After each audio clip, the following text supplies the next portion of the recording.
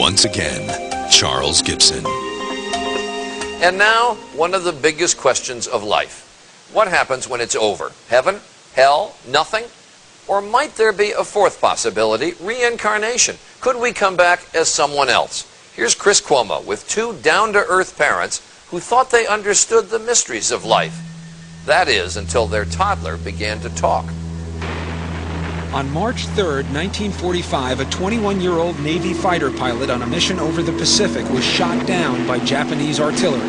His name might well have been forgotten, were it not for the remarkable, some might say unbelievable story of a little boy named James.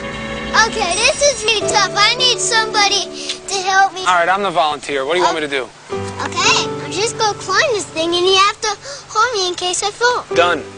James Leiniger is all boy, 6 years old and full of spirit. This is a special plane. It goes in reverse.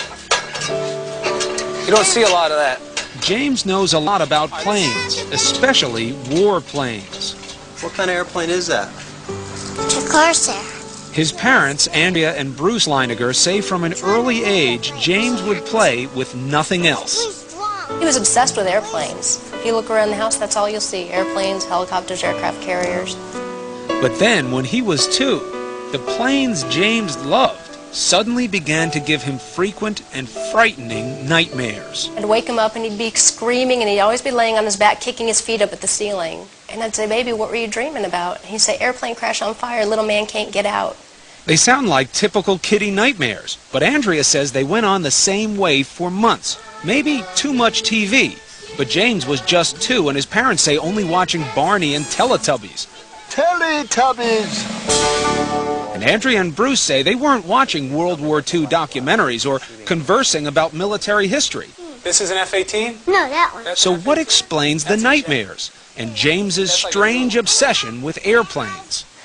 I talked to my mom about it a lot of times. My mom had said maybe he's remembering a past life. What did you say? Politely, baloney. Andrea and Bruce of Lafayette, Louisiana are a highly educated, modern couple.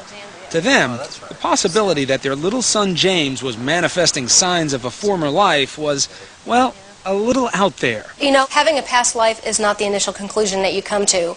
You try and figure out any other way he could have. Did he see anything? Has there been anything on television, anything that we've discussed? But as time went by, Andrea didn't know what to believe. Here's James at age 3, going over a plane as if he's doing a pre-flight check.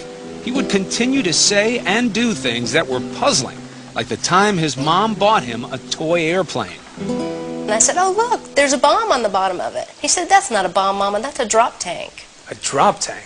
I'd never heard of a drop tank. I didn't know what a drop tank was. Andrea's mother suggested she look into the work of counselor and therapist Carol Bowman. Bowman has written 2 books, both supporting the proposition that sometimes the dead can be reborn.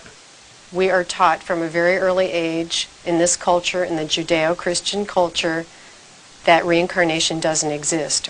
Once you observe this in a child, and the evidence is very compelling, you have to open up to another explanation for what is going on. Bruce was deeply skeptical. He said there has to be a logical explanation. I don't believe in past lives. I don't believe in this stuff. But with the violent nightmares recurring 3 and 4 times a week, the Leinigers felt they had to do something. So with guidance from Bowman, they cautiously began to encourage James to share his memories. They say the result was startling. The nightmares immediately started reducing in frequency. He went down from 3 or 4 times a week to maybe 1 a week, 1 every other week. And at that point was when he started to articulate more about these past life memories. Seems normal enough, a little boy improving when his troubles are directly addressed. But Bowman says this is more, that James was forthcoming because this is the age when former lives are most easily recalled. They haven't had the cultural conditioning, the layering over of experience in this life, so that the memories can percolate up more easily. These memories tend to fade between the ages of 5 to 7. His parents say between the ages of 2 and 4, James would reveal extraordinary details about the life of a former fighter pilot, mostly at bedtime, when he was drowsy. Bruce said, "What happened to your plane?" He said, "It crashed on fire." And Bruce said, "Why did your airplane crash?" And he said, "It got shot." And Bruce said, "Well, who shot your plane?" And I'll never forget the look on his face. He went, "Oh, the Japanese!" Still, despite these extraordinary stories, Bruce remained dubious. Almost to prove they couldn't be true, he began to piece together the details James was sharing. And what he found, he says, shook him to the core. For in many instances, the stories appeared to match the facts. James seemed to be recalling real events, real people, in the life of a man who'd been dead for almost 60 years. Coming up, a toddler, just 3 years old. So how does he know the pilots from a World War II squadron? It was like, holy mackerel. You could have poured my brains out of my ears. I just couldn't believe it.